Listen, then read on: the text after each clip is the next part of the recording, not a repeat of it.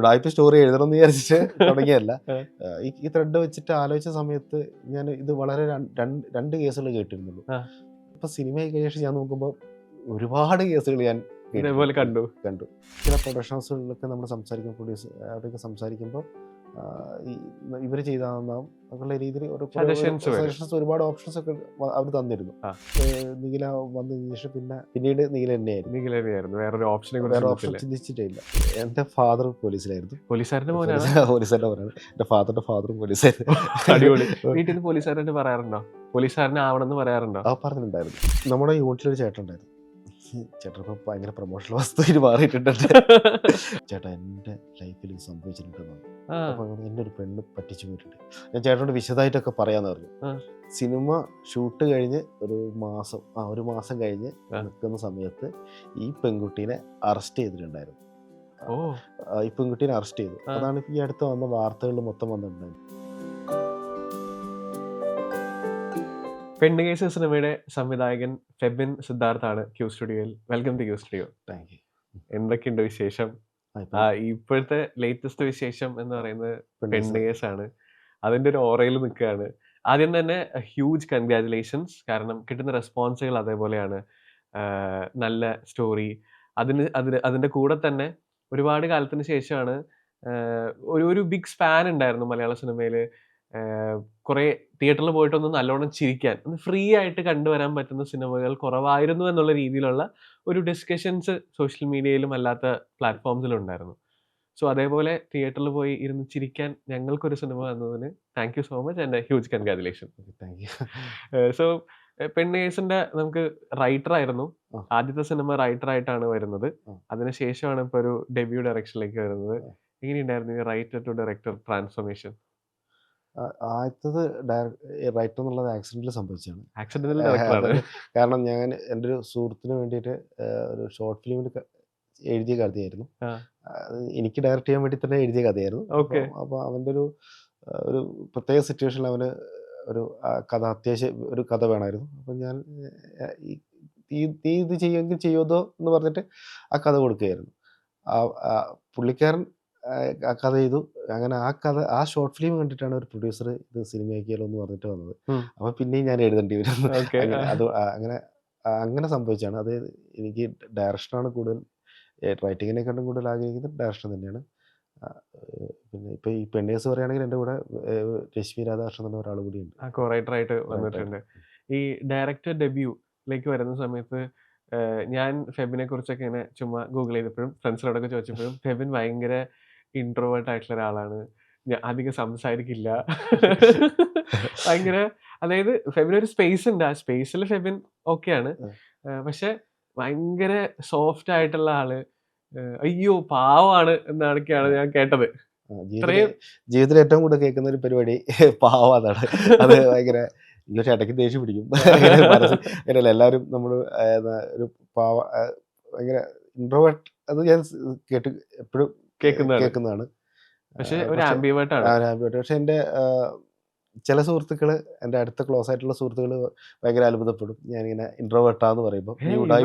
നീ ഉടായിപ്പോന്ന് പറയും, അങ്ങനെ പറയും. പക്ഷെ എനിക്ക് എൻ്റെ കംഫർട്ട് സ്പേസ് എനിക്ക് ഭയങ്കര അതാണ്. പക്ഷെ പുറത്ത് പുതിയൊരാടത്തേക്ക് എനിക്ക് ഭയങ്കര അത് ചിലപ്പോൾ സമയം എടുക്കുമായിരിക്കും. അതെ, ഇത്രയും പാവം, ഇപ്പോൾ മെജോറിറ്റി ആൾക്കാർക്ക് പാവാണെന്നാണല്ലോ അറിയാം. അത്രയും പാവമായിട്ടുള്ള ഒരാളുടെ കയ്യിൽ നിന്ന് എങ്ങനെയാണ് ഇത്രയും വലിയൊരു ഉടായിപ്പ് കഥ വന്നത് എന്നുള്ളത്. കാരണം നമുക്കറിയാം, ട്രെയിലറൊക്കെ കാണുമ്പോൾ ഒരുപാട് കല്യാണം കഴിച്ച് തട്ടിപ്പ് നടത്തുന്ന ഒരു സ്ത്രീയുടെ കഥയാണ് പെണ്ണ് കേസ് എന്നുള്ളത്. പക്ഷെ എങ്ങനെ ഇത്രയും ഉടായിപ്പായിട്ട് ഈ സ്റ്റോറി ഇങ്ങനെ കൊണ്ടുവരികയും ചെയ്തു, അതേപോലെ ക്ലൈമാക്സിലെ ട്വിസ്റ്റും കൊണ്ടുവന്നു. അത് നമുക്ക് ഈ ഒരു കഥ നമുക്കൊരു ഒരു ഉടായ്പ സ്റ്റോറി എഴുതണം എന്ന് വിചാരിച്ചിട്ട് തുടങ്ങിയതല്ല. ഇങ്ങനെ ഒരു ത്രെഡ് കിട്ടി തുടങ്ങിയപ്പോൾ ഇതൊരു പുതിയതാണല്ലോ, ഒരു പെൺകുട്ടി. ഞാൻ എഴുതി തുടങ്ങുന്ന സമയത്ത് ഈ ത്രെഡ് വെച്ചിട്ട് ആലോചിച്ച സമയത്ത് ഞാൻ ഇത് വളരെ രണ്ട് കേസുകൾ കേട്ടിരുന്നുള്ളൂ. എഴുതി തുടങ്ങി. ഇപ്പൊ സിനിമ കഴിഞ്ഞ ഞാൻ നോക്കുമ്പോൾ ഒരുപാട് കേസുകൾ ഞാൻ ഇതേപോലെ കണ്ടു. അങ്ങനെയാണ് അതിന്റെ ആ ഒരു സ്റ്റോറിയുടെ തുടക്കം. ഈ കഥയായിട്ട് എഴുതുന്ന സമയത്ത് നമുക്ക് കുറെ അധികം മേ ബി കുറച്ച് ഇൻഫർമേഷൻസ് കളക്ട് ചെയ്യേണ്ടി വരും, കുറച്ച് ഡ്രാമ നമുക്ക് ആഡ് ചെയ്യേണ്ടി വരും. അപ്പോൾ സംഭവം നമ്മളിത് റിയൽ സ്റ്റോറി ആണെന്നുണ്ടെങ്കിലും കുറെ എലമെന്റ്സ് നമുക്ക് ഇതിൽ ആഡ് ചെയ്യേണ്ടി വരും. ഈ ആഡ് ചെയ്യുന്ന സമയത്തായിരിക്കും നമുക്ക് ഈ സ്റ്റോറിയിലുള്ള ബാക്കി കാസ്റ്റിംഗ് ആയിട്ടുള്ള ആൾക്കാരെ ഫിക്സ് ചെയ്യേണ്ടത്. നിഖില തന്നെയായിരുന്നു ഫസ്റ്റ് ഓപ്ഷൻ? എങ്ങനെയായിരുന്നു സ്റ്റോറി ഡെവലപ്പ് ചെയ്യുന്ന ആ ഒരു സ്റ്റേജ്? സ്റ്റോറി ഡെവലപ്പ് ചെയ്യുന്ന സമയത്ത് ആദ്യം നമുക്ക് ഫസ്റ്റ് ആരും ഒരു ഓപ്ഷൻസ് ഒന്നും ഇല്ലായിരുന്നു. നമുക്ക് സ്റ്റോറി എഴുതിയിടാം എന്നൊക്കെ പറഞ്ഞു. പിന്നെ അത് കഴിഞ്ഞിട്ട് ചില പ്രൊഡക്ഷൻ ഹൗസുകളിലൊക്കെ നമ്മൾ സംസാരിക്കുമ്പോൾ അവിടെയൊക്കെ സംസാരിക്കുമ്പോൾ ഇവർ ചെയ്താന്നാവും അങ്ങനെയുള്ള രീതിയിൽ സജഷൻസ് ഒരുപാട് ഓപ്ഷൻസ് ഒക്കെ അവർ തന്നിരുന്നു. പക്ഷെ ഒരു ടൈമിൽ നിഖില വന്നതിന് ശേഷം പിന്നെ പിന്നീട് നിഖില തന്നെയായിരുന്നു. വേറൊരു ഓപ്ഷനെ ചിന്തിച്ചിട്ടില്ല. എങ്ങനെയാണ് നിഖിലയുടെ അടുത്ത് പിച്ച് ചെയ്യുന്നത്? ഈ നിഖിലയുടെ അടുത്ത് പിച്ച് ചെയ്യുന്നത് വെച്ചാൽ രശ്മിയുടെ എൻ്റെ സുഹൃത്തായ ഒരു പൊന്നമ്പലി എന്ന് പറഞ്ഞിട്ടൊരു സുഹൃത്തുണ്ടായിരുന്നു. പുള്ളിക്കാരത്തി കോണ്ടാക്ട് ചെയ്ത് നിഖിലേൻ്റെ അടുത്ത് കഥ പറയാൻ പോകുമായിരുന്നു. നിഖില കഥ പറഞ്ഞ് സാധാരണ എല്ലാ ഇൻട്രസ്റ്റഡ് ആയി. അപ്പം പിന്നെ നിഖില 2 ദിവസം എനിക്ക് തോന്നുന്നു ഒരാഴ്ച കഴിഞ്ഞ ശേഷം നിഖില ഇത് ഓക്കെയാണ് എന്ന് പറഞ്ഞു. പിന്നീട് പക്ഷെ സിനിമ സംഭവിക്കാൻ കുറച്ച് സമയം എടുത്തിട്ടുണ്ട്. പിന്നെ അതേപോലെ നിഖില കഴിഞ്ഞാൽ പിന്നെ നമ്മൾ കാസ്റ്റിംഗിൽ ഡിസ്കസ് ചെയ്യുന്നത് നിഖിലയുടെ ഭർത്താക്കന്മാരെയാണ്. അതിപ്പോ അജു ഏട്ടനുണ്ട്, പിന്നെ അതേപോലെ തന്നെ രമേശ് ചേട്ടനുണ്ട്, ഹരിച്ചേട്ടനുണ്ട്, അഖിലുണ്ട്. അങ്ങനെ ഒരു ഹ്യൂജ് ആയിട്ടുള്ള നമ്മൾ എക്സ്പെക്ട് ചെയ്യാത്ത കുറച്ച് ആൾക്കാരൊക്കെയാണ് ഭർത്താവായിട്ട് വരുന്നത്. ഇർഷാദൊക്കെ ഉണ്ട്. ഇവരെ ചൂസ് ചെയ്യും ഈ കാസ്റ്റിംഗിന്റെ പ്ലേസ്മെന്റ് ഒക്കെ എങ്ങനെയായിരുന്നു? നമുക്ക് ഇർഷാദ് എൻ്റെ ക്ലോസ് ബഡ്ഡിയാണ്. ഒരു ക്ലോസ് ബഡ്ഡിയാണ്. ഇർഷാദോടാണ് ഞാൻ ആദ്യമായിട്ട് കഥ പറയുന്നത്. നമുക്ക് ഇങ്ങനെ ഒരു കഥയുണ്ട്. ആദ്യം ഈ കഥ റെഡി ആയപ്പോ പറയുന്നത് ഇർഷാദോടാണ്. അത് ഞാൻ ഇങ്ങനെ ഒരു കഥ ഉണ്ടെന്ന് പറയുള്ളൂ. പുള്ളിക്ക് റോൾ ഉണ്ടോന്നോ പറഞ്ഞില്ല, ഇങ്ങനെ ഒരു കഥ ഉണ്ടെന്ന് പറഞ്ഞു. ഞാൻ ഇങ്ങനെ ഒരു കഥ ആലോചിച്ചാൽ എങ്ങനെ ഉണ്ടാവും ആ രീതിയിൽ സംസാരിച്ചാണ് ഇർഷാദോട്. പിന്നെ പിന്നീട് നമ്മൾ ഇങ്ങനെ ഈ ഭർത്താക്കന്മാരുള്ള ആലോചന വരുമ്പോൾ അജു വർഗീസ് ആദ്യത്തെ ഒരു ഓപ്ഷൻ ഉണ്ടായിരുന്നതാണ്. എഴുതി തുടങ്ങുമ്പോൾ തന്നെ അജു വർഗീസ് ഉണ്ടായിരുന്ന ഒരു ഓപ്ഷൻ ആയിട്ടുണ്ടായിരുന്നു. പിന്നീട് നമ്മൾ പിന്നെ ഓരോരോ കാസ്റ്റിങ്ങിൽ ഓരോരോ ഘട്ടത്തിൽ വന്നതാണിത്. ഞാൻ ഇതിൽ കൂടുതലായിട്ടും കൊടുത്തത് നമ്മുടെ ഈ ഭാഷാ ശൈലി ഉണ്ടല്ലോ, സ്ലാങ്. അപ്പോൾ ആ രീതിയിൽ തിരുവനന്തപുരം മുതൽ കാസർഗോഡ് വരെ സംസാരിക്കാൻ പറ്റുന്ന അങ്ങനെ ആ രീതിയിലാണ് ഓരോരുത്തരെ പിക്ക് ചെയ്തത്. നമുക്ക് തിരുവനന്തപുരത്ത് നിന്ന് ആരെ പിടിക്കാം, പാലക്കാട് നിന്ന് ആരെ എടുക്കാം, തൃശ്ശൂരിൽ നിന്ന് ആരെ എടുക്കാം, മലപ്പുറത്ത് നിന്ന് ആരെ എടുക്കാം, അങ്ങനെയൊക്കെയാണ് വന്നിട്ടുള്ളത്. അതിന് ഹരി പത്തനാപുരം എനിക്ക് തോന്നുന്നു ഞങ്ങളുടെ ഈ ഓപ്ഷനിൽ നമ്മുടെ അസോസിയേറ്റ് ആസിഫ് ഉണ്ടായിരുന്നു. പുള്ളി ചെയ്ത ലാസ്റ്റ് പടത്തിൽ ഈ ഹരിചേട്ടൻ ഒരു ചെറിയ വേഷം ചെയ്തിട്ടുണ്ട്. അപ്പം പറഞ്ഞാൽ ഇങ്ങനെ ഒരാളുണ്ട് ഇങ്ങനെ. അപ്പം എനിക്ക് അറിയില്ല പുള്ളി അഭിനയിക്കുന്നുള്ള കാര്യം അറിയില്ല. ഞാൻ പുള്ളി അഭിനയിക്കുന്നുണ്ട്. പുള്ളി ഭയങ്കര ചില്ല് മനുഷ്യനാണ് എന്നൊക്കെ പറഞ്ഞിട്ട് നമുക്ക് വിളിക്കാന്ന് പറഞ്ഞു. അങ്ങനെ പുള്ളി വിളിച്ചതാണ്. അങ്ങനെയാണ് ഹരിചേട്ടൻ. ഇത് കഴിഞ്ഞിട്ട് പിന്നെ നമുക്ക് ഞെട്ടിച്ചുകൊണ്ട് വന്ന മറ്റൊരു ക്യാമിയോ എന്ന് പറയാൻ പറ്റില്ല, ഒരു മേബി ഒരു എക്സ്റ്റൻഡഡ് ക്യാമിയോ ആണ് ശിവജിത്തിന്റെ. നിഖിലയും ശിവജിത്തും കസിൻസ് ആണ്. ശിവജിത്തിന്റെ നമ്മളെ എക്സ്പെക്ട് ചെയ്യുന്ന ഒരു ഓറയുണ്ട് യൂഷ്വലി. ആ ഓറ നമ്മൾ കണ്ടു. പക്ഷെ ക്ലൈമാക്സിൽ വന്നപ്പോഴാണ് പിന്നെ ഒരു വമ്പൻ ട്വിസ്റ്റ് വേറെ വരുന്നത്. ഈ ഒരു ഓറ മെയിൻ്റെനൻസും ശിവജിത്തിന്റെ കാസ്റ്റിംഗ് എങ്ങനെയായിരുന്നു? എനിക്ക് ഭയങ്കര കാസ്റ്റിംഗിൽ ഏറ്റവും കൂടുതൽ എനിക്ക് ഭയങ്കര ഒരു പേടി ഉണ്ടായിരുന്ന കഥാപാത്രം എന്ന് പറയുന്നത് ഈ ശിവജിത്ത് ചെയ്ത ഡേവിഡ് എന്നുള്ള ക്യാരക്ടറായിരുന്നു. അപ്പോൾ ഇത് ആരെ കൊണ്ട് ചെയ്യിപ്പിക്കുന്നുള്ളത് ഭയങ്കര നമ്മൾ ഒരുപാട് ഓപ്ഷൻസ് ഇങ്ങനെ വന്നിരുന്നു. അപ്പോൾ ഇതിൽ 2 ചേഞ്ച് ഓവേഴ്സ് ഒക്കെ ഉണ്ടല്ലോ. അപ്പോൾ ഇത് എങ്ങനെ ഇയാൾ ആരെ വിളിക്കുന്നുള്ള കൺഫ്യൂഷൻ അടിച്ചു കൊടുക്കുമ്പോഴാണ് ഞാനൊരു ദിവസം നമ്മുടെ ശിവജിത്ത് കലാപ്രതിഭയായിരുന്നു എന്നുള്ള വാർത്ത മോഹിനിയാട്ടം. അപ്പൊ ഞാൻ അയാൾ ഒരു വലിയൊരു മനുഷ്യൻ എനിക്ക് ഭയങ്കര അങ്ങനെ നമുക്ക് ഇയാളും ഇത് പിടിക്കാൻ സാധ്യതയുണ്ട് എന്നുള്ള തോന്നൽ അങ്ങനെ വന്നതാണ്. അതിനുശേഷം സിനിമയിൽ ഈ കാസ്റ്റിങ്ങിനെ കുറിച്ച് തന്നെ ഡിസ്കസ് ചെയ്യുന്ന പോലെ തന്നെ ഒരുപാട് പേര് ഇപ്പൊ ചർച്ച ചെയ്യുന്ന കാര്യമാണ് പോലീസ് സ്റ്റേഷൻ. ഇത്രയ്ക്ക് സ്നേഹത്തോടു കൂടെ പെരുമാറുന്ന ഒരു പോലീസ് സ്റ്റേഷൻ, അത്രയ്ക്കും അതായത് വരുന്ന പ്രതികളോട് സ്നേഹമുണ്ട്.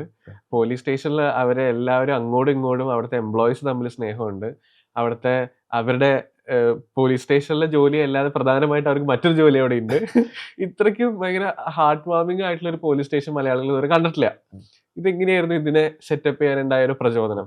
അല്ല, എൻ്റെ ഫാദർ പോലീസിലായിരുന്നു. പോലീസുകാരന്റെ മോനാണ്? പോലീസുകാരൻ്റെ മോനാണ്. എൻ്റെ ഫാദറിന്റെ ഫാദറും പോലീസായിരുന്നു. അടിപൊളി. വീട്ടിൽ നിന്ന് പോലീസുകാരൻ്റെ പറയാറുണ്ടോ? പോലീസുകാരനാവണമെന്ന് പറയാറുണ്ടോ? പറഞ്ഞിട്ടുണ്ടായിരുന്നു. അങ്ങനെ അത് എന്നെ കൊണ്ടാവില്ല. അപ്പൊ ഇതൊന്നും എന്നെ കൊണ്ടാവില്ല. അപ്പൊ അച്ഛനും അങ്ങനെ ഞാൻ പിന്നെ ക്വാർട്ടേഴ്സിലായിരുന്നു, പോലീസ് ക്വാർട്ടേഴ്സിലായിരുന്നു ആ വളർന്നൊക്കെ. ആ അപ്പോൾ നമ്മൾ ഈ കളിക്കാനൊക്കെ പോകുന്നതും പിന്നെ ചെറുപ്പത്തിൽ കളിക്കാനൊക്കെ പോലീസ് പോകുന്നില്ല സ്റ്റേഷനിൽ. പോലീസ് സ്റ്റേഷനിലാണ്.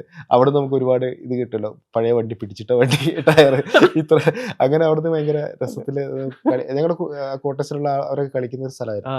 നിങ്ങളുടെ ഒരു കോമൺ പ്ലേ ഗ്രൗണ്ട് ആയിരുന്നു. പ്ലേ ഗ്രൗണ്ട് ആയിരുന്നു. അപ്പോൾ നമുക്കറിയാം സ്റ്റേഷനിൽ നമ്മൾ സിനിമ അതിനപ്പുറത്ത് കുറേ ആക്ടിവിറ്റി, എനിക്ക് ഭക്ഷണം കഴിക്കുന്ന ആളുകൾ, ആ, നമുക്ക് പലതും അവിടെ അങ്ങനെ പോലീസ് കഥകൾ അങ്ങനെ അറിയായിരുന്നു. ആ. അപ്പം പിന്നെ ഞാൻ ഇപ്പോഴും എൻ്റെ ഒരു സുഹൃത്തുക്കളൊക്കെ ഇപ്പം പോലീസുകാരായിട്ടുള്ള സുഹൃത്തുക്കളുണ്ട്. ആ, അപ്പം ഞാൻ അവിടെ പോയി പോലീസ് സ്റ്റേഷനിൽ പോയി എനിക്ക് കമ്പനി അടിക്കാൻ വേണ്ടി ആ പോലീസ് സ്റ്റേഷനിൽ പോയി ഇരിക്കലുണ്ട്. ആ. അപ്പം എനിക്ക് അത് എവിടെ, നാട്ടിലോ, വടകരയോ? നാട്ടിൽ തന്നെ, നാട്ടിൽ. അപ്പം അവൻ ഡോസ് കോഡിലാണ്. ഉം. അപ്പം ഞാൻ അവിടെ പോയിരിക്കും. അങ്ങനെ എനിക്ക് ഇത് ഭയങ്കര പരിചയമുള്ള സ്ഥലമാണ് ഇങ്ങനെ അവിടുത്തെ ആക്ടിവിറ്റി. അപ്പം ഞാനിവിടെ അവർ ഭയങ്കര പോലീസുകാരായിട്ടല്ലല്ലോ നമ്മളവിടെ ഉണ്ടാവുക, ഭയങ്കര ഫ്രണ്ട്ലി ആയിട്ട്. അതെ. പിന്നെ കഥയിലൊരു പച്ചക്കറി തോട്ടം എന്നുള്ളത് നമ്മൾ ഈ റെക്കിക്ക് പോയ സമയത്ത് ഉം. അമ്പലവയൽ എന്നുള്ള സ്റ്റേഷനിലെത്തിയപ്പോഴാണ് അവിടെ ജൈവ കൃഷിയൊക്കെ ഉള്ള ഒരു സ്റ്റേഷൻ കണ്ടത്, പോലീസ് സ്റ്റേഷൻ കണ്ടത്. ഓ അപ്പം അത് ഭയങ്കര ഇങ്ങനെ ഒരു സ്റ്റേഷൻ ഉണ്ട് എന്നുള്ളത് അപ്പോഴാണ് ഓർത്തത്, ഈ പച്ചക്കറി ഉം. കാര്യങ്ങളൊക്കെ. ഈ കോഴിക്കോടൊക്കെ ഒരു പൂന്തോട്ടമൊക്കെ ഉള്ള പോലീസ് സ്റ്റേഷൻ ഉണ്ട്, ഉം. പക്ഷേ ഞാൻ ഈ പച്ചക്കറി കാര്യമായിട്ട് അവർ നോക്കുന്നത് ഞാൻ അപ്പോഴാണ് അവിടെ നിന്നാണ് കണ്ടത്. ഈ പോലീസ് സ്റ്റേഷനിൽ ഇപ്പൊ സിനിമയിൽ കാണുന്ന പോലെയാണോ അന്ന് പ്രതികളെ ഇപ്പൊ ഫെബിൻ കുട്ടിയായിരുന്ന സമയത്തൊക്കെ പോലീസ് സ്റ്റേഷൻ സൈഡിൽ കൂടെ ഒക്കെ പോകുന്ന സമയത്ത് ഇതേപോലെ സോഫ്റ്റ് ആയിട്ടാണോ പ്രതികളെ ഡീൽ ചെയ്യുക? ആ സോഫ്റ്റായിട്ടൊന്നുമല്ല. പക്ഷെ എനിക്ക് പക്ഷെ എനിക്കതിൽ ഭയങ്കര കൗതുകം എന്ന് വെച്ചാൽ പല പ്രതികളുടെ നമ്മളവിടെ ചെല്ലുമ്പോൾ നമുക്ക് പല കഥകൾ കേൾക്കാം. ഇങ്ങനെ ഇവരെ കൊണ്ട് ബുദ്ധിമുട്ടുന്ന കഥകളുണ്ടല്ലോ, ഉം. അതിങ്ങനെ ഒരുപാട് ഇങ്ങനെ ചില ഈ ഞാൻ പറഞ്ഞ ഭയങ്കര പ്രതികളല്ല, ചില ചെറിയ ചെറിയ കേസുകൾ പെറ്റി വരുമല്ലോ. കേസുകളൊക്കെ അപ്പം പെറ്റി കേസുകൾ വരുമ്പോൾ ഭയങ്കര രസമുള്ള പരാതികൾ. രസമുള്ള കുറേ കേസുകൾ ഇങ്ങനെ അവിടെ ഇരുന്നാൽ തന്നെ നമുക്കിങ്ങനെ കുറേ കേൾക്കാം. നമുക്കിങ്ങനെ പല മനുഷ്യരല്ലേ ആയിരുന്നു, അതങ്ങനെ ഒരുപാട് കഥകൾ കേൾക്കാം. സ്പെഷ്യലി നാട്ടുമ്പുറ ആകുമ്പോ ആ ഇതേപോലെ സില്ലി ആയിട്ടുള്ള ചെറിയ കേസുകളൊക്കെ വരും. അപ്പം ചിലർ പരാതി ഇങ്ങനെ ഇപ്പം പല കേസുകളുണ്ടാവും, പരാതി എഴുതാം, ഇപ്പം ഈ ഷീറ്റ് പേപ്പർ മതിയോ, കുറച്ചുകൂടി പേപ്പർ തരുമോ എന്നൊക്കെ ചോദിച്ചിട്ട് ഒരുപാട് എഴുതാനുണ്ട്. അപ്പം നീ ഒറ്റ പേപ്പറിൽ എഴുതിയാൽ മതി എന്നൊക്കെ കേട്ട് അങ്ങനെയൊക്കെ ഒരുപാട് ചെറിയ കഥകളുണ്ടാവും. ഈ പോലീസ് സ്റ്റേഷൻ എങ്ങനെ, ഒറിജിനൽ പോലീസ് സ്റ്റേഷൻ ആണോ, സെറ്റ് ഇട്ടതാണോ? അത് സെറ്റ് ഇട്ടതാണ്. ഓ, ഗ്രേറ്റ് ആർട്ട് വർക്ക്. അത് ബ്രില്യന്റ് ആയിട്ട് കൊണ്ടുവന്നിട്ടുണ്ട്. അർഷാദായിരുന്നു എൻ്റെ ആർട്ട് ഡയറക്ടർ. അത് പോലീസ് സ്റ്റേഷനും ചുറ്റുപാടും സെറ്റ് ഇടണല്ലോ. നമുക്ക് പച്ചക്കറി തോട്ടം വേണമല്ലോ. അതൊരു എനിക്കൊന്ന് ഞങ്ങൾ തിരുനെല്ലിയാണ് ആ ഒരു സ്റ്റേഷനും സെറ്റ് ഇട്ടത്, വയനാട്. അപ്പം ഞങ്ങൾക്ക് പച്ചക്കറി തോട്ടത്തിന് വാഴയൊക്കെ നട്ടു കൊടുക്കുമ്പോൾ പുറകുന്ന ആന വന്നിട്ട് അപ്പോൾ ആർട്ട് ഡയറക്ടർ തന്നെ വിളിച്ച് പറയും, അതെ ഇന്നലെ നട്ട വാഴയൊക്കെ ആന ചവിട്ടി മെതിച്ചിട്ടുണ്ട് പറയും. അപ്പോൾ അങ്ങനെ പിന്നെ കുരങ്ങുണ്ട് അവിടെ, കുരങ്ങുകളും അങ്ങനെ അവിടുത്തെ ഒരു അമ്പലത്തിൻ്റെ അടുത്തുള്ളൊരു തിരുനെല്ലി അമ്പലത്തിൻ്റെ അടുത്തായിരുന്നു അപ്പോൾ അവിടെ ഇങ്ങനെ അത്യാവശ്യം ആനയും കുരങ്ങും ഒക്കെ വരുന്ന ഒരു സ്ഥലമായിരുന്നു. ഓ നൈസ് നൈസ്. ഇപ്പൊ ഈ കാസ്റ്റിംഗിലേക്ക് തിരിച്ചു വരുന്ന സമയത്തെ ഒരുപാട് ആൾക്കാരുണ്ട്. ആ ഒരുപാട് ആൾക്കാർക്കും അതേപോലെ സ്പേസ് കൊടുത്തിട്ടുള്ള ഡയറക്ടറാണ്. ഇപ്പോൾ നമ്മുടെ വെട്ടിയാറിന്റെ ക്യാരക്ടർ ആയാലും അതിനുശേഷം വന്നു പോകുന്ന ഓരോരുത്തർ, ഇപ്പോൾ നീ എന്നെ മകന്റെ ജീവിതം കല്യാണം കഴിച്ച് പറ്റിച്ചു എന്ന് പറഞ്ഞിട്ട് നമ്മളൊരു ഇൻഫ്ലുവൻസർ കൊണ്ടുവന്നിട്ട് സൈഡില് അത് ഒരു ക്യാമിയോ ആയിരുന്നു. പിന്നെ ലാസ്റ്റ് വരുന്ന ബാലയുടെ ക്യാരക്ടർ ആയാലും എല്ലാത്തിനും ഒരു സ്പേസ് കൊടുത്തിട്ടുള്ള ഒരു ഡയറക്ടറാണ്, ഇൻക്ലൂഡിങ് നിഖിലയുടെ ക്യാരക്ടർ, പിന്നെ അതേപോലെ തന്നെ അരുളായാലും നിഖിലയുടെ അമ്മയുടെ ക്യാരക്ടർ ആയാലും എല്ലാം. ഈ ഒരു സ്പേസിങ് കഥ എഴുതുന്ന സമയത്തും അതേപോലെ തീരുമാനിക്കുന്ന സമയത്തും ഡിസൈഡ് ചെയ്യുന്നതാണോ ഇത്രയ്ക്കും കൊളാബറേഷൻസ് നമുക്ക് ഈ സ്റ്റോറിയിൽ വേണം എന്നുള്ളത്?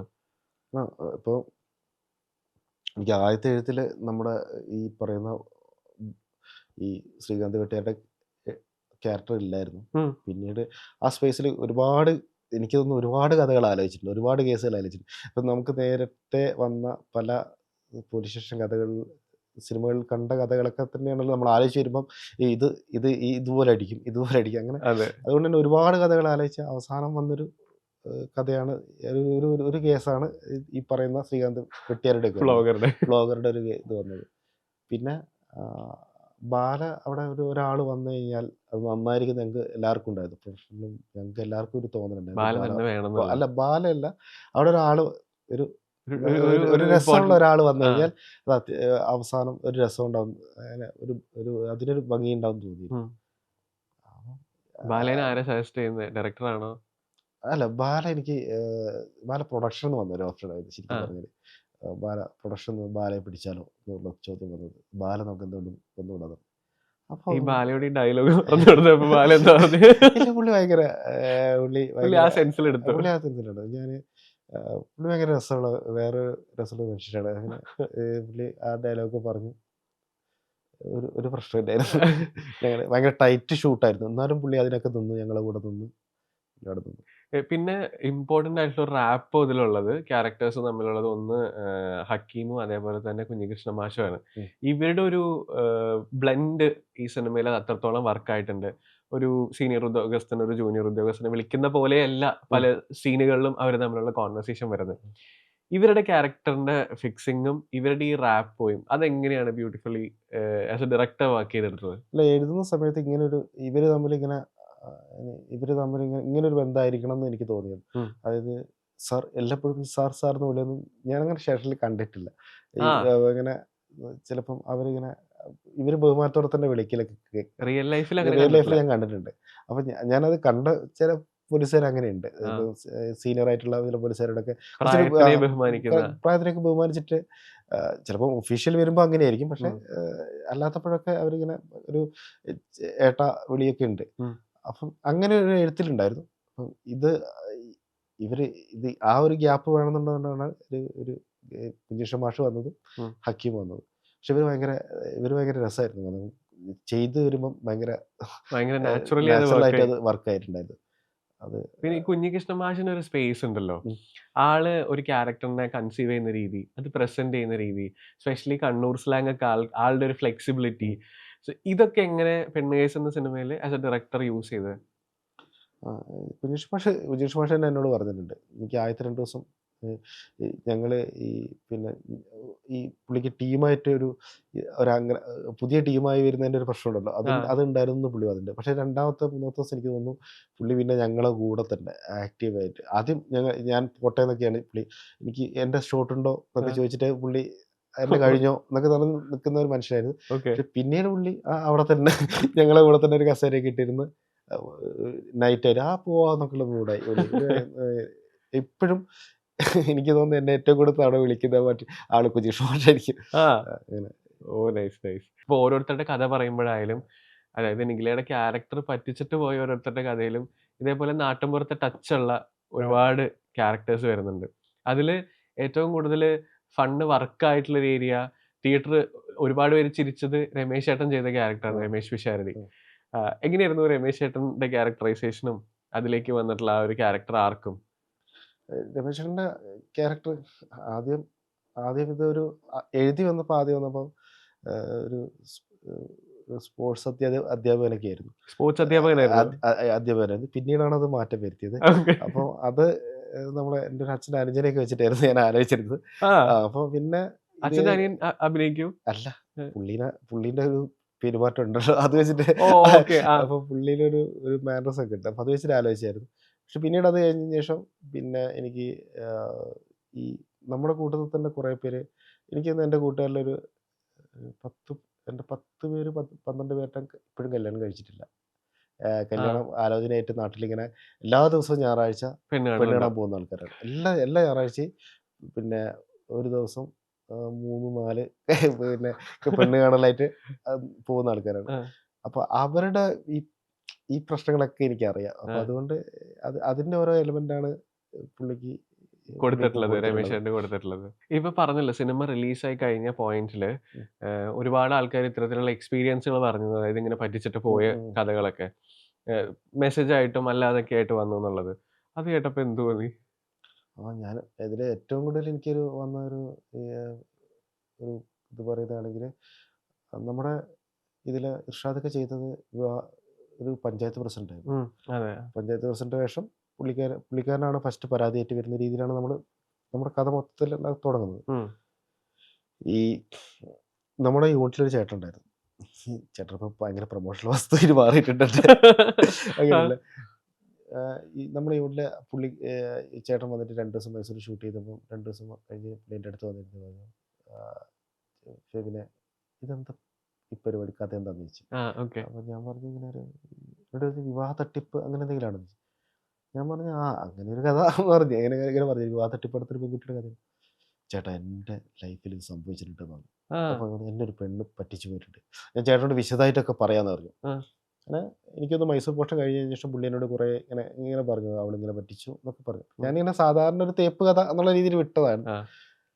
അപ്പോൾ എനിക്ക് തോന്നുന്നു സിനിമ ഷൂട്ട് കഴിഞ്ഞ് ഒരു ഒരു മാസം കഴിഞ്ഞ് നിൽക്കുന്ന സമയത്ത് ഈ പെൺകുട്ടീനെ അറസ്റ്റ് ചെയ്തിട്ടുണ്ടായിരുന്നു.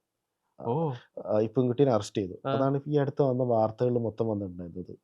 എനിക്ക് തോന്നുന്നു കുറേ പേര് ഒരേ സമയം എല്ലാ ഭർത്താക്കന്മാരെയും വിളിക്കുകയൊക്കെ ചെയ്യുന്നൊരു പെൺകുട്ടി ഇപ്പം അടുത്ത വാർത്തകൾ വന്നിട്ടുണ്ടായിരുന്നു. അവൾക്ക് സ്നേഹം മാത്രം മതി എന്നുള്ളതായിരുന്നു അവരുടെ ഒരു ഇതിലായിരുന്നു. സ്നേഹം മാത്രം മതി. അപ്പോൾ ആ പെൺകുട്ടിക്കെതിരെ പരാതി കൊടുത്തത് ഒരു പഞ്ചായത്ത് പ്രസിഡന്റാണ്. അപ്പോൾ ആ ഒരു പഞ്ചായത്ത് പ്രസിഡന്റിനെ പറ്റിച്ചിട്ടുണ്ടായിരുന്നു. അപ്പോൾ അതേപോലെ തന്നെ ആ പുള്ളിക്കാരൻ തന്നെയാണ് ഇവരെ പറ്റി ഈ യൂണിറ്റിലെ ചേട്ടനെയും പറ്റിച്ചത്. അപ്പോൾ പുള്ളിക്കാരൻ എനിക്ക് വീഡിയോ ഒക്കെ അയച്ചു തന്നിട്ടുണ്ടായിരുന്നു. അങ്ങനെയല്ല, അവരിവനെ പറ്റിച്ച രീതികളുണ്ടല്ലോ, വീഡിയോ അയച്ചിട്ടുള്ള അത് എനിക്ക് അയച്ചു തന്നിട്ടുണ്ടായിരുന്നു. കുറച്ച് പ്രൊഫഷണലായിട്ടാണ് ഒരു രാഷ്ട്രീയ നേതാവൊക്കെ അങ്ങനെ രാഷ്ട്രീയ നേതാവൊക്കെ ആയിട്ടുണ്ട്. അപ്പോൾ ഞാൻ അതിന്റെ ഭീകരത അന്നാണ് അത്ര മനസ്സിലായത്. സെറ്റ് ചെയ്യുന്ന അനുഭവം ഉണ്ടായിരുന്നു. പിന്നെ 2-3 കേസുകൾ എന്നെ ഒരാൾ വിളിച്ചു പറയുകയൊക്കെ ചെയ്തിട്ടുണ്ടായിരുന്നു. പിന്നെ എനിക്ക് യൂട്യൂബിലൊക്കെ സെർച്ച് ചെയ്യുന്ന ഇഷ്ടം പോലെ ഉണ്ട്. പെണ്ണ് കേസ് റിലീസ് ആവുന്നതിന് മുമ്പ് തന്നെ ട്രെൻഡിങ് ആയിട്ട് വന്നതാണ് നമ്മുടെ മൈസൂർ സ്വീക്വൻസിൽ വന്ന ആ പാട്ട്. നിഖിലയും അതേപോലെ തന്നെ അരുണിന്റെ ക്യാരക്ടർ, പ്രവീൺ ചെയ്ത ക്യാരക്ടർ. ഈ ഒരു സോങ് സീക്വൻസ് തന്നെ ഒരുപാട് ഡിസ്കഷൻസ് വന്നായിരുന്നു, അതിന്റെ പ്ലേസ്മെന്റ് വന്നായിരുന്നു. പിന്നെ മൈസൂർ പാലസിന്റെ ഓപ്പോസിറ്റ് ആയിട്ട് നിൽക്കുന്ന അതിന്റെ പ്ലേസ്മെന്റ് ഒക്കെ സൂപ്പർ ആയിരുന്നു. എങ്ങനെയായിരുന്നു ഈ സോങ് സീക്വൻസ്, ആ പാട്ട്, അതിന്റെ എക്സിക്യൂഷൻ? അതില് ശരിക്കും പറഞ്ഞാൽ മൈസൂർ, ഞങ്ങൾക്ക് ബാംഗ്ലൂരായിരുന്നു. എഴുത്തിൽ ആദ്യം ബാംഗ്ലൂരായിരുന്നു. അങ്ങനെ എഴുത്തിൽ ബാംഗ്ലൂരായിരുന്നു. പിന്നീടാണ് മൈസൂർ എന്നുള്ള ഓപ്ഷൻ ഞങ്ങൾക്ക് വന്നത്. അതായത് ഞങ്ങൾക്ക് മൈസൂർ ഭയങ്കര ട്രാഫിക് ബ്ലോക്ക് ഇല്ലാത്ത ഭയങ്കര ഒരു കാമായിട്ടുള്ള ഒരു സിറ്റിയാണ്. അപ്പോൾ ഞങ്ങളവിടെ പോയി കഴിയുമ്പോഴാണ് ഞങ്ങൾക്ക് ഭയങ്കര വർക്കാണുള്ളതെന്ന് തോന്നിയത്. പിന്നെ ഷിനോസ് നമ്മുടെ ക്യാമറ, പുള്ളി ഇതിന് വേണ്ടിയിട്ട് ഭയങ്കരമായിട്ട് നല്ലോണം പണിയെടുത്തിട്ടുണ്ട്. കാരണം എന്ന് കഴിഞ്ഞാൽ ഷിനോസും എൻ്റെ കൂടെ ഷിനോസും അതുപോലെ തന്നെ ആസിഫും ഞങ്ങളുടെ കൂടെയുള്ള ഞങ്ങളുടെ അസിസ്റ്റൻസ് എല്ലാവരും കൂടി ഒരുമിച്ചൊരു എന്താ പറയുക, ഷോർട്ട് ഫിലിം ചെയ്യുന്ന പോലെയാണ്. അതായത് റെസ്റ്റ് ഇല്ലാണ്ട് ഇങ്ങനെ ഒരു സ്ഥലത്തുനിന്ന് ഓടി അടുത്ത സ്ഥലത്ത് ഷോട്ട് വെക്കുക, അവിടെ നിന്ന് പിന്നെയും ഓടി ഇപ്പുറത്തെ ഷോട്ട് വെക്കുക, ആ രീതിയിലായിരുന്നു. അതിന് നിഖിലയൊക്കെ ഭയങ്കരമായിട്ട് നമ്മുടെ കൂടെ നിന്നിട്ടുണ്ട്. എനിക്ക് തോന്നുന്നു വേറെ ആർട്ടിസ്റ്റുകളാണെങ്കിൽ നമുക്ക് വണ്ടിയിൽ ഇപ്പോൾ ഒരു നമ്മൾ ലൊക്കേഷൻ ഷിഫ്റ്റ് ഉണ്ടല്ലോ, വേറെ ലൊക്കേഷനിലേക്ക് പോകുമ്പോൾ അതൊക്കെ നിഖില, നമ്മൾ സാധാരണ കാറിലാണല്ലോ ഒരാളുണ്ട്. അപ്പം ഞങ്ങൾ നിഖിലേനെ ബൈക്കിൽ വരാൻ പറയും, നിഖിലേനോടും മറ്റേ നായകനോടും. അപ്പോൾ ആ ബൈക്കിൽ വരുന്നത് ആ സമയം കൂടി ഞങ്ങൾ ഷൂട്ട് ചെയ്യും. അപ്പോൾ അങ്ങനെ ആ രീതിയിൽ ഞങ്ങൾ ഓടി നടന്ന് വർക്ക് ചെയ്തിട്ടുണ്ട്. അവള് നിഖില തന്നെ ചോദിച്ചിട്ടുണ്ട്, ഞാനെന്താ ബംഗാളിയാണെന്ന് ചോദിച്ചിട്ടുണ്ട്. അങ്ങനെയാണല്ലോ നിങ്ങൾ ട്രീറ്റ് ചെയ്തതെന്നുള്ള ചോദിച്ചിട്ടുണ്ട്. അപ്പോൾ എനിക്കതൊന്നും ഏറ്റവും കൂടുതൽ സാറ്റിസ്ഫാക്ഷൻ കിട്ടിയൊരു സോങ് ആണ്. ഈ സോങ്ങിൽ എന്നോട് റെഫറൻസ് ഉണ്ടെന്ന് ഷെബിൻ നേരത്തെ എന്നോട് പറഞ്ഞു. അതായത് സോങ് എടുക്കുന്ന സമയത്ത് ഇന്നതൊക്കെയാണ് മനസ്സിൽ കണ്ടിരുന്നത് എന്നുള്ളത്. അതിപ്പം പറഞ്ഞില്ലേ, അത് ഞാൻ ഒരു സ്പൂഫ് പോലെയാണ് ഞാൻ ആ പാട്ടിനെ ഭയങ്കരമായിട്ട് കണ്ടത്. അപ്പോൾ അതിൽ ഞാൻ പല സിനിമകളുടെ സിനിമകളുടെയൊക്കെ റെഫറൻസുകൾ ഞാനിങ്ങനെ ഉപയോഗിച്ചിട്ടുണ്ട്. അങ്ങനെ നമുക്ക് അതിൽ ക്യാരക്ടേഴ്സ് ആയിട്ടുള്ള ആളുകളും ഒക്കെ ഇങ്ങനെ ഓരോരോ സിനിമകളിലെ ഒരു ഇതായിട്ടാണ് പിക്ക് ചെയ്തേക്കുന്നത്. പറഞ്ഞ ഏത് സിനിമയാണ് അതിന് പറഞ്ഞു കഴിഞ്ഞാൽ ഇത് മൊത്തത്തിൽ ഇനി കാണുമ്പോഴാണ് നമുക്കത് കുറച്ചുകൂടെ റിലേറ്റബിൾ ആയിട്ട് തോന്നുള്ളൂ. അതില് ആ അമ്മ വേഷം ചെയ്ത ലേഡിയൊക്കെ എനിക്ക് പിന്നെ അമ്മയായിരുന്നു. അതേ കളറുള്ള കമ്പിളി പപ്പിന് വേണ്ടി ഞങ്ങൾ ഓടിയിട്ടുണ്ട്. എന്തൊക്കെയോ സ്വപ്നം കണ്ടിരിക്കുന്ന പോലെ സ്വപ്നം കണ്ട് മൈസൂർക്ക് വരുന്നത്. അതേപോലെ ചെയ്തിട്ടുണ്ടായിരുന്നു. പിന്നെ നമുക്ക് ഓർക്കാൻ മുതിർത്തോപ്പുകളിലെ നിഖിലേക്ക് അതേ സാരിയൊക്കെ കൊടുക്കാൻ നോക്കിയിട്ടുണ്ടായിരുന്നു. പിന്നെ അതേ റെഫറൻസ് കൊടുക്കാൻ നോക്കിയിട്ടുണ്ടായിരുന്നു. പിന്നെ അതേ മാർക്കറ്റിൽ അതേ ലൊക്കേഷനിൽ തന്നെ നമ്മളത് ചെയ്യാൻ നോക്കിയിട്ടുണ്ട്. അങ്ങനെ കുറച്ച് അനിയത്തിപ്രാവിലെ വണ്ടി, സ്പ്ലെൻഡർ വണ്ടി, അതൊക്കെയാണ് അങ്ങനെയൊക്കെയുള്ള രീതിയിൽ ഞങ്ങൾ അതിനൊരു സ്പൂഫാക്കി മാറ്റാൻ ശ്രമിച്ചിട്ടുണ്ട്. വില്ലന് കൊടുത്തത് ജയിലറിലെ മോഹൻലാൽ ഡ്രസ്, അങ്ങനെ ഓരോന്നായിട്ട് ഇങ്ങനെ കുറെ റെഫറൻസുകൾ, നമ്മൾ റിലേറ്റബിൾ റെഫറൻസുകൾ. റിലേറ്റബിൾ റെഫറൻസ് കൊടുത്തിട്ടായിരുന്നു ഞങ്ങളതിന്. ഫെബിൻ ആക്ച്വലി എങ്ങനത്തെ ഒരു ഡയറക്ടറാണ്? അതായത് അഭിനയിച്ച് കാണിച്ചു കൊടുക്കുന്ന ഒരു ഡയറക്ടറാണോ, അല്ലെങ്കിൽ ആക്ടറെ സ്പേസിന്, അതായത് ക്യാരക്ടർ ത്രെഡ് സ്പേസ് പറഞ്ഞു കൊടുത്തിട്ട് പിന്നെ അവരുടെ പെർമിഷന് വേണ്ടി വിടുന്ന ആളാണോ? ഈ രണ്ടാമത് പറഞ്ഞതല്ല, ആ. ഞാൻ എന്തൊരു കാണിച്ചു കൊടുത്തിട്ട് ഞാൻ ഇത് ചെയ്യിപ്പിച്ചിട്ടില്ല. അത് അല്ല, ഒന്നാമത് അല്ല, ഞാൻ ഇങ്ങനെ തന്നെയാണ്. നമ്മൾ ചെയ്ത് കഴിഞ്ഞാൽ അത് ഏറ്റവും മോശം പ്രശ്നമായി ഞാൻ കാണിച്ചു കൊടുക്കുക. അതിന്റെ ഇടയ്ക്കിടത്തുള്ളത് അവർ ചെയ്തിട്ട് നമ്മൾ കറക്റ്റ് ചെയ്താണ്. അപ്പം അല്ല, അത്യാവശ്യം ഞാനങ്ങനെ തന്നെയാണ് ഡീൽ ചെയ്യല്. ഒരാളോട് കഥ പറഞ്ഞ് സിറ്റുവേഷൻ പറഞ്ഞ് എങ്ങനെയാണ് ആയിട്ടുള്ള ബോഡി ലാംഗ്വേജ് എങ്ങനെയാണ് വേണ്ടതെന്നുള്ളത് പറഞ്ഞിട്ടാണ് ചെയ്യല്. ഫെബിന് ഏറ്റവും ഇഷ്ടപ്പെട്ട ജോണർ ഏതാ? ഞാൻ ശരിക്കും ഞാൻ ഇഷ്ടപ്പെടുന്ന 2 തരം ജോണറുണ്ട്. എനിക്ക് ഭയങ്കര ഈ പീരിയഡിക് ഡ്രാമ, യുദ്ധ സിനിമകൾ, ഗെയിം ഓഫ് ത്രോൺ, മറ്റേ വൈക്കിങ്സ്, അതിൻ്റെ ഭയങ്കര കടുത്ത ആരാധന. ഞാനിങ്ങനെ ഇത് വീണ്ടും വീണ്ടും വെറുതെ ഇരിക്കുമ്പോൾ തന്നെ അത് തന്നെ. ലാസ്റ്റ് കിങ്ഡം ഒക്കെ ഇങ്ങനെ വെറുതെ ഇരുന്ന് കാണുന്ന. ലോർഡ് ഓഫ് റിങ്സ് കുറവാണ്, പക്ഷേ ഞാൻ ഈ ലാസ്റ്റ് കിങ്ഡം, മറ്റേ വൈക്കിങ്സ്, മറ്റേ ഗെയിം ഓഫ് ത്രോൺ, ഇങ്ങനത്തെ ഇത് ഞാൻ പിന്നെ അതൊരു പാട്രിയറ്റ് അങ്ങനെയുള്ള സിനിമകൾ ഇങ്ങനെ വീണ്ടും വീണ്ടും കാണുന്ന. എനിക്ക് തോന്നുന്നു പിന്നെ ഇതും എന്താ പറയുക, സർവൈവൽ ത്രില്ലർ, ഇതൊക്കെ കാണുന്ന ആളാണ്. അതേസമയത്ത് രഘുനാഥ് പലേരിയുടെ പെൺമുട്ടയുടെ താറാവും ഒക്കെ ഭയങ്കര ഇഷ്ടമാണ്. അത് നമ്മൾ റിപ്പീറ്റഡ് ആയിട്ട് കാണുന്ന സന്ദേശം, പെൺമുട്ടയുടെ താറാവും, അങ്ങനത്തെ മലയാള സിനിമകളൊക്കെ ഇഷ്ടമാണ്. പക്ഷേ എനിക്ക് തോന്നുന്നു ഏറ്റവും കൂടുതൽ ഇങ്ങനത്തെ പീരിയഡിക് ഡ്രാമാസ്, വാർ സിനിമകൾ കാണും. അതാണ് ഇഷ്ടം. അതാണ് കൂടുതൽ. ഞാൻ പെട്ടെന്ന് അത് തപ്പിപ്പിടിച്ച് ഡൗൺലോഡ് ചെയ്യും. അല്ലെങ്കിൽ മറ്റേ നെറ്റ്ഫ്ലിക്സിലൊക്കെ അത് വന്നു കഴിഞ്ഞാൽ ഞാനത് മിസ് ചെയ്യാതെ കാണും. കാണും. ഇനി ചെയ്യണമെന്ന് ആഗ്രഹമുള്ളൊരു ജോണർ ഏതാ? അതായത് ഇത് എനിക്ക് ചെയ്യണമെന്ന് ഭയങ്കര ഇഷ്ടമായിട്ടുള്ളൊരു ജോണർ ആണെന്ന് പറഞ്ഞാൽ ഇത് ചൂസ് ചെയ്യും? എനിക്ക്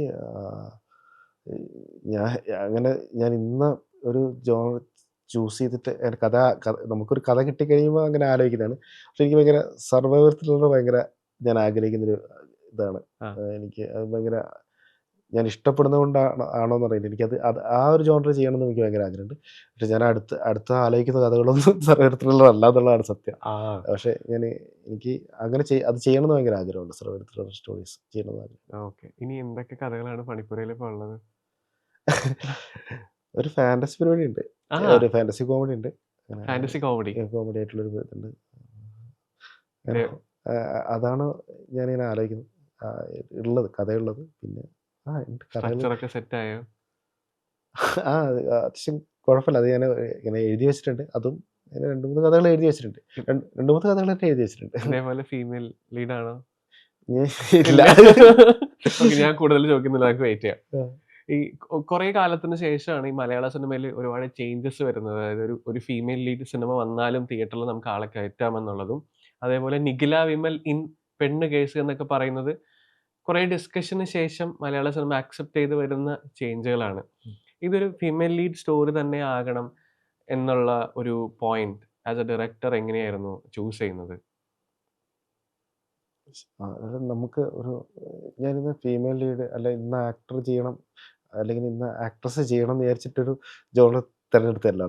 അപ്പം നമുക്ക് ഈ ഒരു ത്രെഡ് കിട്ടിക്കഴിഞ്ഞ ശേഷമാണ് നമുക്ക് ഇവരായിരിക്കണം നമ്മുടെ മെയിൻ എന്നുള്ളത് നമുക്ക് തോന്നലുണ്ടായിരുന്നു. അതായത് ഇവളുള്ള ഇമോഷനിൽ തന്നെ പോകാം എല്ലാ കാര്യങ്ങളും എന്നുള്ള വന്നു. പിന്നെ ഇങ്ങനെ പരിപാടി വന്നിട്ടില്ല, ഒരു ഫീമെയിൽ ഓറിയൻറ്റഡ് പരിപാടി വന്നിട്ടില്ല. ഇങ്ങനൊരു യാത്ര, ഇങ്ങനെ തട്ടിപ്പടുത്തിട്ട് അങ്ങനെ യാത്ര വന്നിട്ടില്ല എന്നുള്ള തോന്നൽ തന്നെ ഇത് തന്നെ പിടിക്കാം എന്നുള്ളത് വന്നു. ഓക്കെ. എങ്ങനെ ഡെബ്യൂ ഡയറക്ടറിനെ മലയാള സിനിമ വെൽക്കം ചെയ്ത ആ ഒരു വാംത്ത് എങ്ങനെ ഫീൽ ചെയ്യുന്നത്? ഭയങ്കര സന്തോഷമുണ്ട്. ഒരുപാട് പേര് ഇങ്ങനെ വിളിച്ചിട്ട് നല്ലതാണെന്ന് പറയുമ്പോൾ ഒരുപാട് സന്തോഷമുണ്ട്. കിട്ടുന്ന റെസ്പോൺസ് എങ്ങനെ? ഒരുപാട് പേര് ഇങ്ങനെ വിളിച്ചിട്ട് പിന്നെ ഇത് നന്നായിട്ടുണ്ട്, ക്ലൈമാക്സ് ഞങ്ങൾ പ്രതീക്ഷിച്ചില്ല എന്നൊക്കെ പറഞ്ഞിട്ട് ഇങ്ങനെ വിളിച്ച് പറയുമ്പോൾ ഭയങ്കര ഹാപ്പിയാണ്. ഞങ്ങൾ ഹാപ്പിയാണ്.